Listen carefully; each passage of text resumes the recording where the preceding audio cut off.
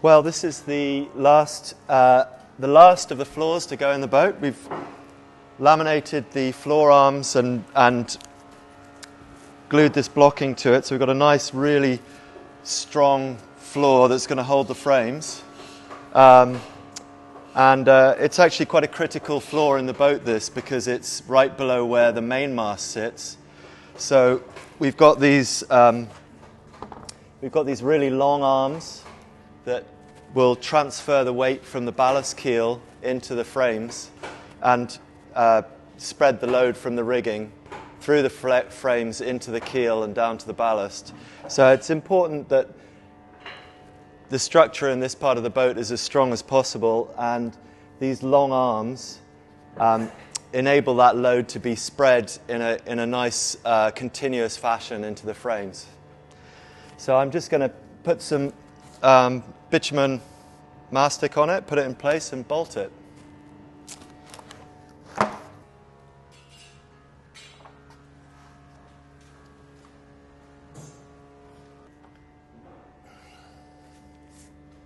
I've got to make sure this is the right way around. That's it. Okay.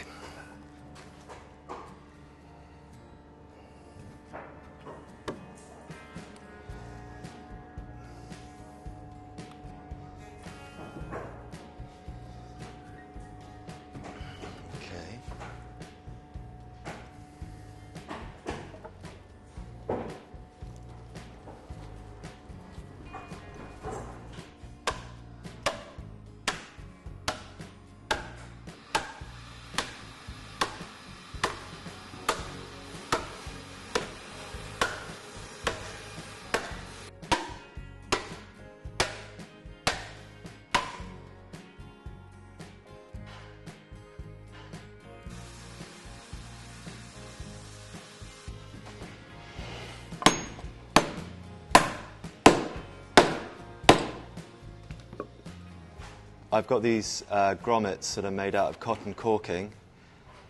They go at the bottom of the bolts to stop any water coming up the holes for the bolts. So just a little twist of cotton there.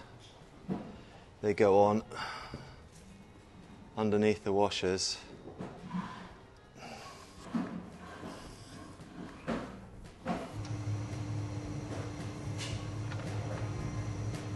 That's got it.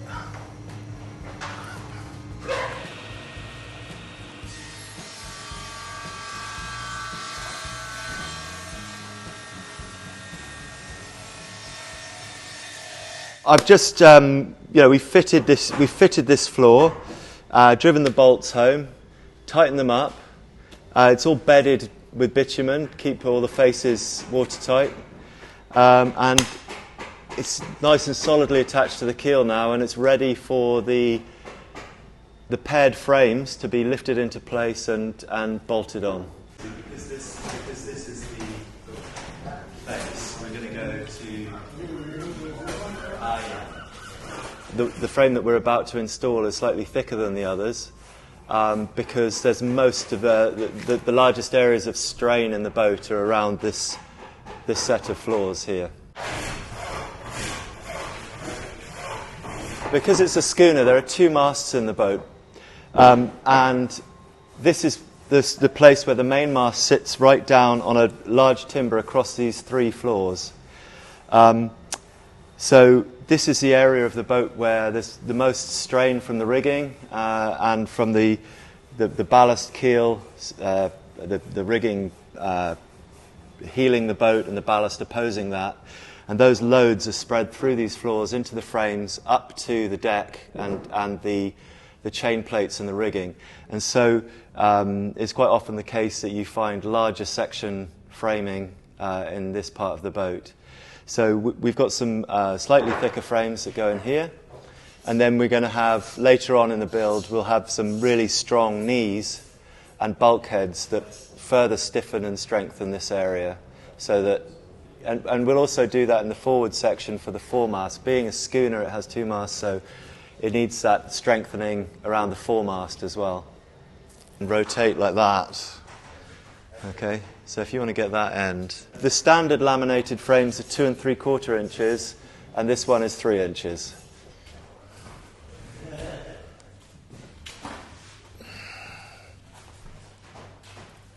Okay. Yeah, flip it like this. We're facing the right way now, aren't we?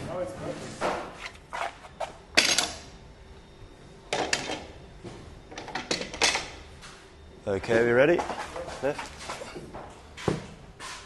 Has this been... Oh, I don't know if this has been trimmed to fit. I don't think it's been trimmed to fit. No, we've got a bit of a cut to do on this. Okay. Well, Rémi came back. I asked him if he would come back, and he was keen. And you know, we enjoyed each other's company, and things had worked well before. And he wanted to spend a bit more time in Cornwall. Really, he made friends in Cornwall and loves the place as well. So he's got lots of reasons to come back. He's been enjoying the project, and it was great to have him back at a difficult time for me. He was a real strength to my elbow, and we made some good progress together. Is it good to be back? Yeah, with this nice weather, and it's great. John just arrived yesterday, actually. It's brought the sun with him. Okay, so if we just swing the feet in here. Je passe toutes les nuits à marcher dans les rues. Only 12. 1, 2, 0. Yeah. Really? It dried, maybe. Sorry, I believe you, but I just want to check because that. It's 1, 2, 0. Okay, yeah, no, I know why. Yeah, no, he's shaped it a little bit to fit this. That's why. So is it 120 here as well? Yeah. Yeah, we want a bit of clearance on that. So if we go 1, 2, 1.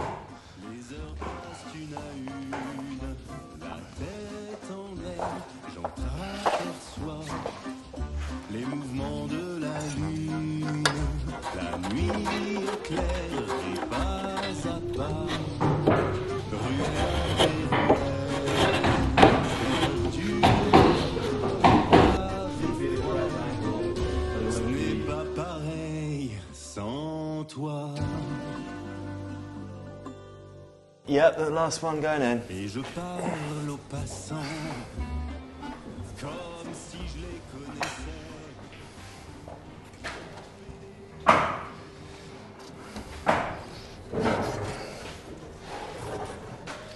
Got it? Yep. Have I had any interest in the schooner? Well, I mean, there has been some small interest. I don't feel like I've really taken the time to promote the actual sale of the schooner so far. I felt like I wanted to wait until there was a real, something tangible. The project wasn't just an idea, that there was actually something physical to see.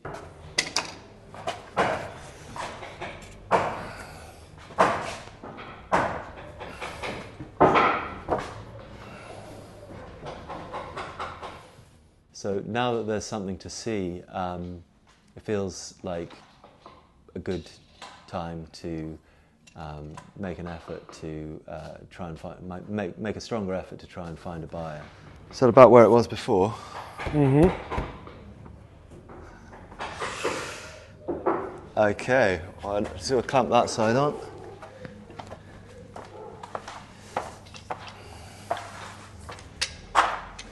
You have same on the other side, no? Yeah, that's about right, yeah. Great. Good.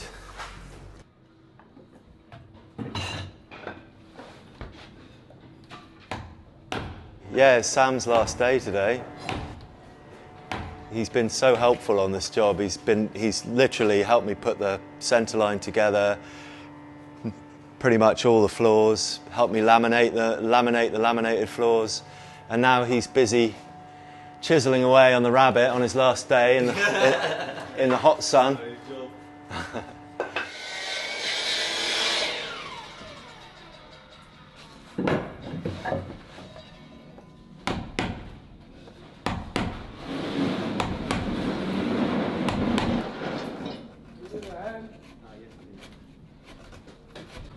So you're leaving tomorrow? Yeah. Are you sad? Yeah, a bit. Yeah. Bit invested in this project now. Yeah. Seeing it all come to shape and stuff, and yeah. I'm actually leaving now. You gonna come back? Yeah. Yeah, I think so. Yeah, I still need to finish my my education back at home, but eventually I'd love to come back here one day. Yeah. Should we have a look at your dinghy later? Yeah. Yeah. Sure. How are you gonna get that back home? My dinghy. Yeah. Like the one of that's for the Malabar actually. A little gift to Malabar. Exactly. Yeah. Nice. Personal gift to the Malabar, definitely. Malabar dinghy.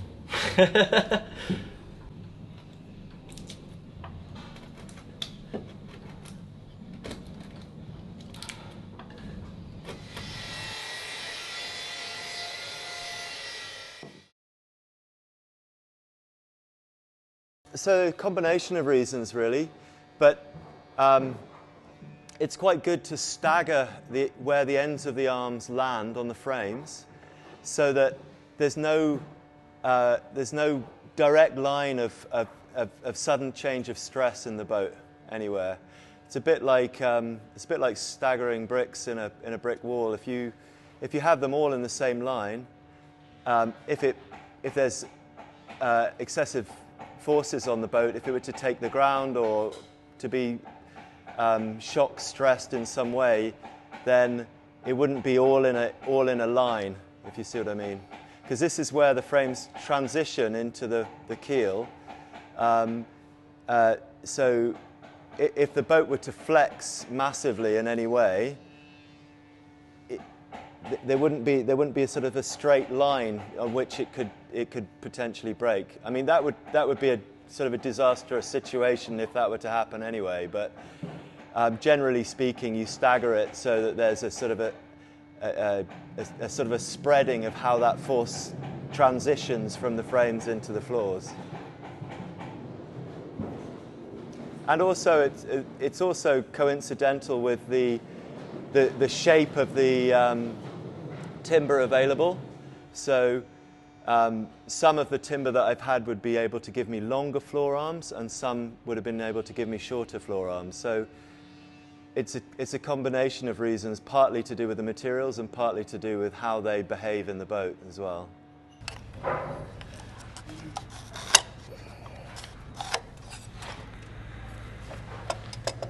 that's not right.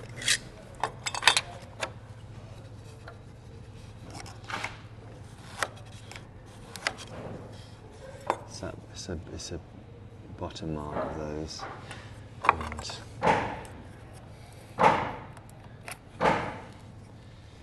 yeah, I think that'll do it. If we just trim to this line here, yeah? Well, the bottom. And then it'll close it in there, and that'll be tight. This one's okay, I think. It's still going out. It is a little bit, but I mean, not enough to worry about. The same like as this one. Yeah, and also it's actually pretty good up here, so I think that's fine, that one. This one just needs a little bit of tweaking. Okay. I wonder if we could do it with a chisel in there, rather than taking the whole thing out. Nah, it's going to be easier taking it out. Right.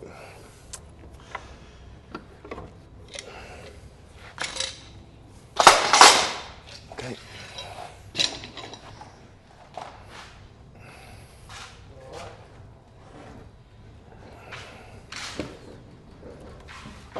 Oh, yeah, you got it. Okay. Trimming it to this lower mark here. This one. Okay. What happened there then? I was just doing a little bit of tweaking of the fit of that frame. It's just a small amount that the frame needed to be pulled in to be a tight fit against the stem and the keel.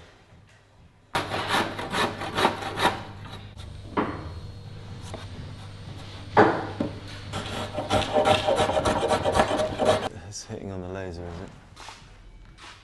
I was saying it could go up a bit even. Yeah, I just came a bit down, but it's still moving, you know? just have to put a climb up here.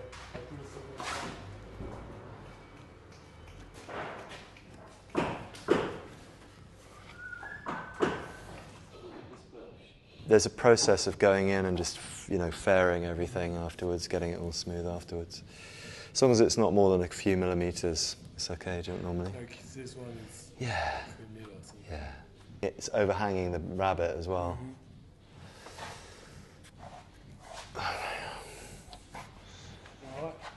That's great. Your course is in joinery, and Yeah. so has it been a lot different to go from that to boat building? Yeah, definitely. I think also because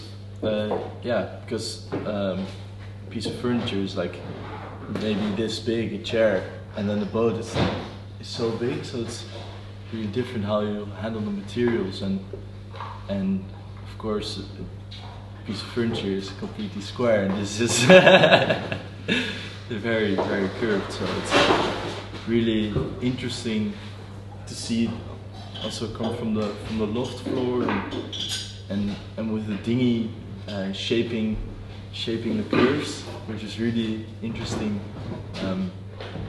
thinking dimensionally. So yeah, I think it's really different and really interesting how this works.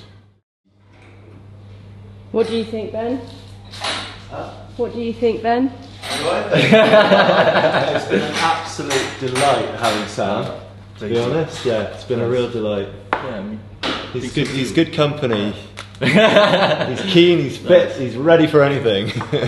And he's picked things up really easily, and total natural. I just really hope that he takes the things that he's learned and applies them, whether it's through furniture making or whether he comes back to boat building.